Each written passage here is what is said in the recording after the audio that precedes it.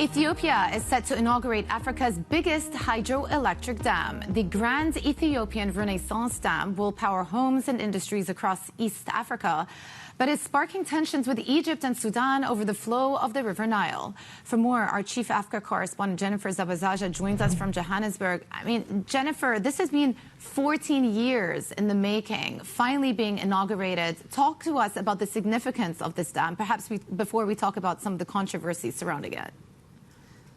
Exactly, Jumana. Today is really the culmination of a years-long push, as you were just alluding to there. 14 years of delays. There's been disputes, even potentially war threats, and reportedly even deaths. But Ethiopia is officially going to be inaugurating this $4 billion hydropower dam, set to be the biggest hydropower plant on the continent, and also one of the biggest in the world. Now, the significance of it is what you had just pointed out there. They are hoping, the ambitions of this project is to hopefully generate power for Africa's second most populous nation that can help, of course, electrify a number of Ethiopians that do not have power, but also they're hoping to become a major player in the hydropower export industry, not just regionally, but hopefully globally. And we've actually heard from Prime Minister Abiy Ahmed, who suggests it could generate $1 billion a year and also help the country with foreign currency inflows. And a lot of this was really how the country was able to leverage the Ethiopians, right? This has been fully funded by Ethiopians. There were no international funders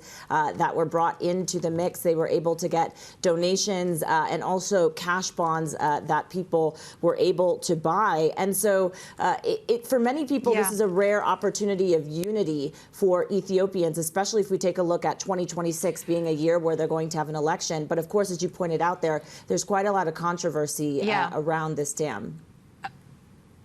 Okay, let's talk about that, because neighboring countries, Egypt and Sudan, are not happy at all. And I believe they put out a statement saying that the dam's construction actually violated international law. Why so much controversy, Jen?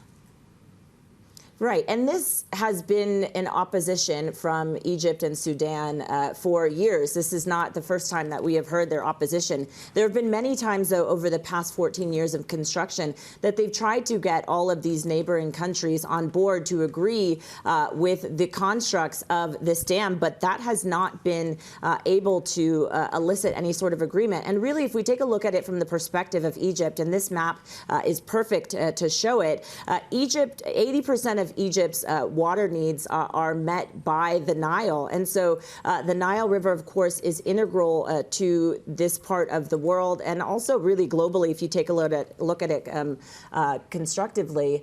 But also there's concern that some of these downstream players, as you can see there, Egypt and Sudan, potentially could have their own water needs affected if we do, in fact, see Ethiopia restricting some water downstream. And so as you were pointing out there, they are still opposed to it. So the question is, are there still going to be some more statements that are put out there, and internationally will we hear more?